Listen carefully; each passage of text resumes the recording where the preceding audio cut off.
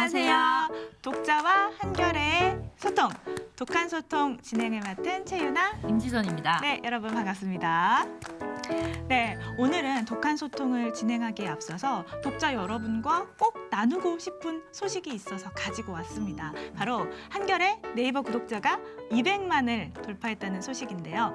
200만? 뭐 그게 그렇게 대수인가? 라고 생각하시는 분들 있을 것 같지만요. 매우 어려운 일입니다. 국내 언론사 중에 200만 넘은 언론사 정말 몇 개 안 되고요. 저희가 올해 1월에 100만을 넘겼는데 6개월도 안 돼서 200만을 돌파를 했습니다. 네, 같이 축하해 주세요. 네, 너무 축하하고요. 네. 이게 무슨 의미냐면 200만 명의 네이버 이제 이용자들이 네이버가 이제 뉴스 시스템을 개편해서 구독한 그 언론사의 뉴스만 보게 돼 있는데 한겨레 거는 봐야 되겠다. 나는 한겨레 거는 선택을 해야겠다라고 해서 200만 분이 이렇게 하신 거고요. 그런 이제 뭐 선택을 받은 만큼 저희도 더 분발해야겠죠? 네, 더 좋은 콘텐츠로 꼭 보답을 하도록 하겠습니다. 저희가 지난주에 1회 방송이 나갔는데 독자센터에 전화가 왔다고 합니다. 네. 어떤 전화였습니까? 제가 전화 내용을 전달받고 깜짝 놀랐습니다. 네. 독한 소통이라는 우리의 무려 코너 이름과 네. 제 이름이 네. 정확히 박힌 그 의견이었는데요. 네. 임지성 기자가 주주가 6만 9천 명이라고 방송에 나와서 얘기를 했는데 사실 6만 7천 명 아니냐. 이게 내가 맞다. 이렇게 해서 제가 깜짝 놀라가지고 확인해봤습니다. 팩트체크를 하셨죠. 네네. 주주센터에 문의를 해봤더니요. 저희가 3월에 주주총회 때 이제 그 숫자를 발표했었는데 6만 9,490명. 반올림 해도 6만 9천 명. 네. 아주 아슬아슬하게 정확하게 됐고요. 네. 근데 여기에 이제 그 내가 더 하고 싶다. 그렇죠. 7만 가자. 뭐 이렇게 하시고 싶으신 분은 이제 여기로 연락 주시면 됩니다. JU 골뱅이 주주죠. 골뱅이 한이.co.kr입니다. 네, 그러면 오늘 방송을 본격적으로 시작해 보겠습니다. 이번 주에 독자의 관심이 가장 뜨거웠던 기사부터 다룰 건데요. 오늘은 먼저 댓글부터 좀 읽어드리겠습니다. 그래서 신나니? 휴, 이제 정말 한겨레도 끊어야 하나? 한겨레는 대통령의 열등감 있어? 네, 이런 댓글이 달렸는데요. 도대체 어떤 기사이길래 이런 심상치 않은 댓글이 달렸는지 궁금하시죠? 소개를 해드릴게요. 6월 24일 인터넷에만 보도된 기사입니다. 문 대통령 국정수행 부정평가 48.3%, 긍정평가 앞질러라는 제목이죠. 네. 사실 저희 인터넷 한겨레, 그러니까 한겨레 홈페이지에는 댓글이 별로 없었어요.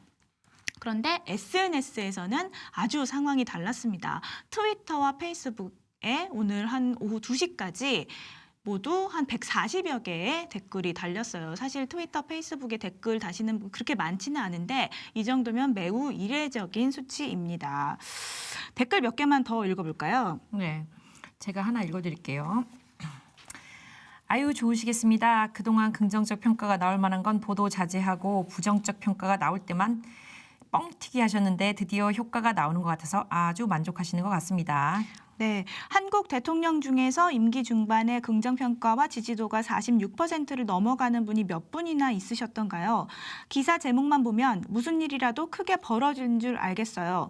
임기 3년 차에 40%의 지지율을 유지하고 계십니다. 제가 보기에는 아주 잘하고 계신 증거로 보이는데요. 라는 댓글도 있었고요. 네, 그리고 내용에 대해서는 비판인 것 같은데 윤석열 검찰총장 지명이야말로 긍정평가 사안인데 참 한겨레는 정말 타락하는구나 이런 의견도 있었습니다. 네, 제가 140여 개의 댓글을 좀 종합해 보면 결국에 독자분들이 비판하시는 지점은 여긴 것 같아요.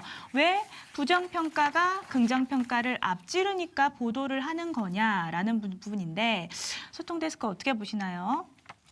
그러니까 앞으로도 이런 질문들이나 댓글들에 답해야 될 때가 많을 텐데 사실 어려운 지점은 얘기들이 사실 변명 아닌 변명으로 들릴까 봐 좀 걱정되는 지점도 있어요. 그런데 일단은 4가지 정도로 나눠서 생각을 해봤어요. 네. 첫 번째는 우리가 이런 식의 여론조사를 어떻게 보도해왔지를 좀 봤어요. 네. 이게 조금 설명을 드리자면 국내 여론조사 기관들이 있어요. 한국갤럽이나 리얼미터 같은 여론조사 전문 기관들이 있는데 여기서 매주 그냥 일상적으로 밥 먹듯이 국정수행 평가에 대한 지지율 조사를 하고 그거에 대한 분석 자료를 내요. 그렇죠. 그리고 그게 기자들한테 전달이 되는데 네. 그럼 매주 이제 이메일을 열었을 때 분석 자료가 와 있단 말이에요. 네. 그랬을 때 지금의 문재인 정부의 지지율은 사실 비슷한 긍정부정의 비슷한 정도에서 엎치락뒤치락하면서 비슷하게 계속 갔단 말이에요. 네. 그래서 지난달에는 긍정평가가 부정평가를 근소하게 앞섰을 때 그때 네. 한 번 썼어요. 그리고 또 이제 또 한참 있다가 저희가 또 부정평가가 긍정평가를 앞섰을 때 완전히 반대 상황에서 한 번 쓴 거죠. 네. 둘 다 지금 지적하신 것처럼 오차범위 이내였고 네. 사실 그렇게 큰 기사는 아닌 거죠. 그래서 지난 5월 달에 이제 긍정평가가 앞섰다는 건 지면에도 나갔지만 네. 이번 기사 같은 경우는 그래서 온라인 기사 처리만 네, 했던 디지털에만. 거죠. 네네. 이런데 지난 5월이랑 6월에 보면 사실 문재인 정부에 대한 여론조사 기사가 많았어요. 왜냐하면 문재인 정부가 2년을 맞았었거든요. 지난 네, 5월 그쵸. 10일에. 그래서 저희도 5월 7일부터 시작해서 쭉 정치, 경제, 사회 전 분야에 걸쳐서 문재인 정부에 대해서 시민들이 어떻게 평가하고 그리고 또 그거에 대해서 전문가들은 어떤 얘기를 하는지 다각도로 실었었는데요. 네. 사실 취임 2년이라면 앞으로 더 잘해라는 채찍질을 더 많이 하게 될 시기이기도 해서 네. 저희가 여러 가지 기사를 내놨을 때 더 채찍질 왜 안 하냐 네. 이런 지적도 있었어요. 받았죠. 그래서 사실 그렇죠. 이런 기사에는 한겨레 정치 기사가 최근에 이제 갖고 있는 딜레마기도 한데 양극단에 아주 매서운 지적이 같이 쏟아져 들어오는 경우가 많습니다. 네. 이게 이렇게 왜 양극단으로 갈리고 특히나 한겨레의 스탠스에 대한 이제 한겨레가 써 있는 지점에 대한 얘기가 맞는가에 대해서 김춘식 한국외대 교수 지금 차기 언론 학회장인데요. 네. 얘기를 좀 들어봤어요. 그랬더니 이런 얘기를 하시더라고요. 이제 조금 그 부분 제가 말씀 전달을 좀 드릴게요. 네. 현 정부가 추진한 정책 방향이 한겨레의 신념과 일치하기 때문에 한겨레의 딜레마는 이해된다. 근데 한겨레가 신념에 치우치다 보니 정부 정책이 예상치 못한 문제점을 일부러 언급하지 않으려는 듯한 인상을 네, 오히려 받는다. 그렇게 되면 정파적이 되는 거다. 자기도 나도 사회과학 분야의 연구를 하지만 네. 이론과 현실을 완전히 설명하지 못하기 때문에 사회과학은 오류가 많다.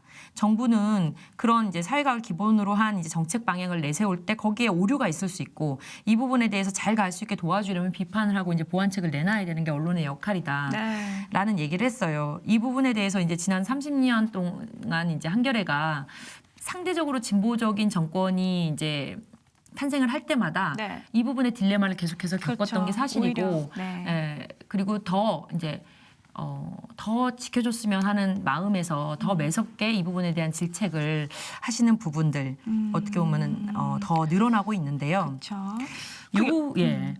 말씀하세요. 네. 말씀하세요. 여론조사 보도를 보고 같은 보도를 보고라도 이렇게 양극단으로 독자 의견이 갈리잖아요. 이렇기 때문에 저는 오히려 한겨레에서 여론조사 보도의 기준이 더 명확해야 한다 이런 생각이 들어요. 한겨레 앞으로 어떻게 그렇죠. 여론조사를 보도를 할까요? 여론조사 보도가 이제 지금 아까 말씀드린 것처럼 저희가 준비한 이제 아주 대대적인 그리고 참여한 시민들에 대한 따로 인터뷰도 있고 전문가까지 있는 그런 이제 여론조사 기사 구성이 있는 반면에 이제 이런 매주 이제 밥 먹듯 하는 여론조사, 정치인들은 신경을 많이 쓰지만 사실 뉴스 가치에서는 떨어질 수 있는 여론조사들이 있거든요. 네. 이 여론조사 보도에 있어서는 앞으로 정치부에 제가 이제 문의도 하고 같이 논도 해봤는데 네. 오차범위 내의 여론조사라고 하면 이렇게 확정적인 제목으로 뽑기도 어렵고 전달됐을 때 그렇죠. 오해의 소지도 있기 때문에 그렇죠. 오차범위 내의 여론조사 보도는 되도록 하지 않는 쪽으로 신중을 기하겠다 이런 네. 얘기를 하더라고요. 네. 알겠습니다. 여기까지 말씀을 드려보고요. 한번 네. 댓글을 조금 읽어볼까요? 오늘 유튜브에 저희 방송이 좀 늦었나 봐요. 그래서 유튜브가 늦는다 이런 게 안타까운 이제 그런 댓글들이 방송 네. 시간을 엄수하자 이런 게 많네요. 당연히 염소해야 네. 되는데 조금 늦어진 것 같고 네. 오늘 아시다시피 여러분 고민정 청와대 대변인이 나오시죠. 조금만 기다리면 나오십니다. 저희가 그럼 빨리 진행을 하도록 하겠습니다. 네. 이번 주에는 그럼 어떤 독자의 소리가 도착했는지 함께 들어볼 건데요. 이번 주는 좀 독특하게 기자가 저희에게 의견을 보내줬습니다. 한겨레 기자가요? 아니죠. 당연히 한겨레 기자는 네네. 아니고요. 동종업계에서 근무하는 타사 기자가 네네. 한겨레를 애정하는 마음을 담아서 의견을 보내줬어요. 한번 들어보시죠. 네. 오늘은 실망한 일이 좀 있었습니다. 쌍용차 해고 노동자와 용산 참사 생존자 관련 소식이었는데요. 저는 꽤 오랫동안 한겨레를 봤고 두 사건이 발생했을 때도 대학생이라서 대강의 사정은 알고 있는 편입니다. 근데 제 주변에 다른 사람들은 그렇지 않더라고요. 특히 좀 더 어린 친구들은. 그 얘기를 듣고 기사를 다시 보니까 좀 저간의 사정을 파악하기가 여간 어려운 게 아니었습니다. 기사 말미에 한편 이런 식으로 설명해주는 방식? 그 정도라도 해주셨다면 이렇게 소식이 묻혔을까 하는 아쉬움이 남습니다. 기사를 왜 더 친절하게 쓰지 못하냐. 그쵸. 이게 나는 그래도 관심을 갖고 있어서 쭉 여태 기사를 읽어왔지만 네.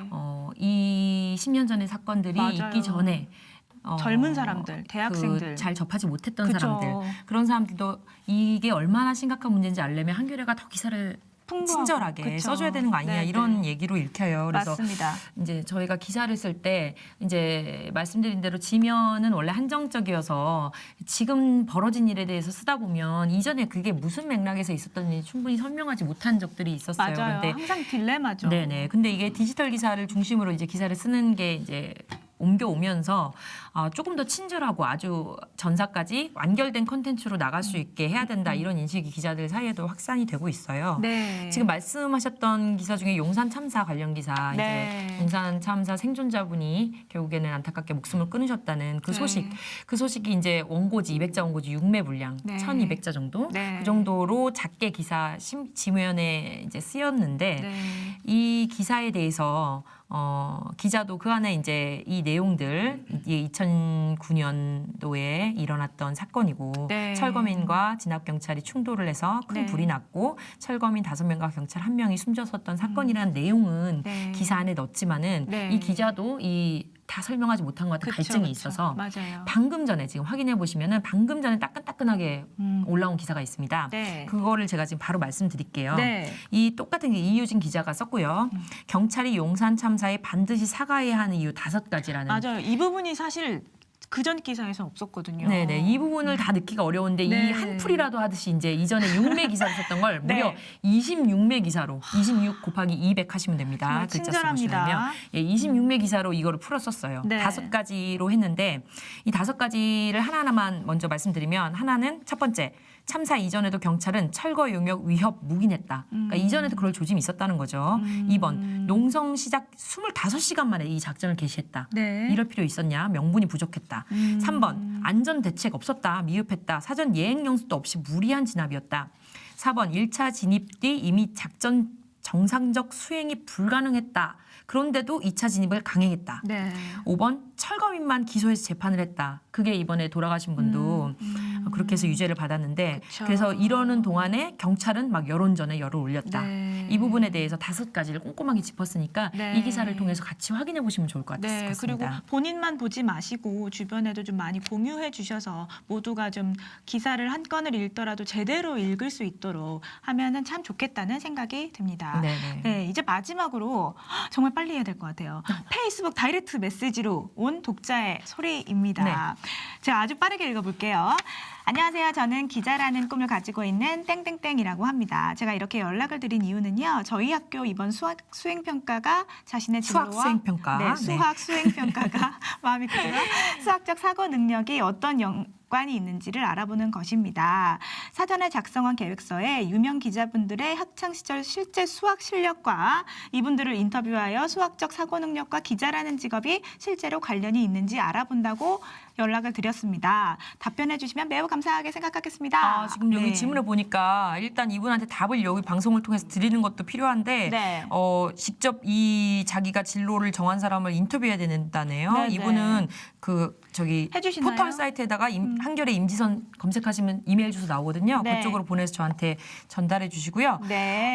제가 그래서 아침부터 만난 기자들한테 계속 자꾸 물어봤어요. 수학 잘했어요? 수학 잘했어요? 계속 물어봤는데 절반 정도는 듣자마자 아니야 못했어 이렇게 얘기하시고 절반 정도는 굉장히 거만한 눈빛으로 내가 뭐 과수석이었다는 둥 네네. 그런 얘기를 막 하시면서 묻지 않은 얘기를 하셨어요. 네. 실제 이제 전공으로 보자면 문과계열, 사회계열이 아무래도 글 쓰고 사람 만나는 직업이다 보니까 많긴 한데 네. 의학 의학과, 법학과, 경제학과, 생물학과, 생물과학과, 금속공학과, 식품 영양학과 등 네. 이색 학과가 다양한 많습니다. 학과. 네. 근데 또 한 사진 기자는 수학과 전혀 상관없어 보이는 사진 기자도 셔터 스피드와 조리기를 계산하려면 수학이 필요하더라라고 말했고 네. 최근에 데이터 저널리즘이나 분석적인 그쵸. 글쓰기, 알고리즘을 이제 생각해야 되는 그런 작업들이 많이 이루어지다 보니까 네. 수학적 사고 능력 이 자체는 업무 연관성이 없다라고 말할 수 없다라는 맞아요. 얘기들을 많이 했어요. 네. 그래서 그런 정도로 이게 꼭 필수 조건은 아니지만은 수학을 잘하는 것이 기자 생활에 도움이 된다. 이 정도로 정리하면 될 것 같습니다. 네, 독자분들 많이 도움이 되셨으면 좋겠고요. 네, 하지만 수학적 사고 능력과 네. 수학을 100점 맞는 거랑은 상관이 없을 수 다르니까 있습니다. 네, 또 네. 용기 잃지 마시고요. 네, 이번 주는 여기까지 하고요. 네. 만약 다음 주에 내 질문, 내 의견 꼭 소개됐으면 좋겠다 하시는 분들 요 밑에 전화 1566-9595 이메일 publiceditor@한이.co.kr로 보내주시면 됩니다. 나 이것도 너무 번거롭습니다 하시는 분들은 유튜브 여기 댓글창에다가 달아주셔도 좋고요. 페이스북 DM 다이렉트 메시지 환영합니다. 자, 저희는 다음 주에 찾아오겠고요. 오늘 되게 빵빵한 소식들이 준비가 돼 있습니다. 뉴스룸 톡에서는요. 삼성 국외공장과 경찰의 유착 관계를 보도를 할 거고요. 이슈인에서는 고민정 청와대 대변인이 출연을 합니다. 여러분 끝까지 시청해 주세요. 저희는 다음 주에 올게요. 감사합니다. 감사합니다.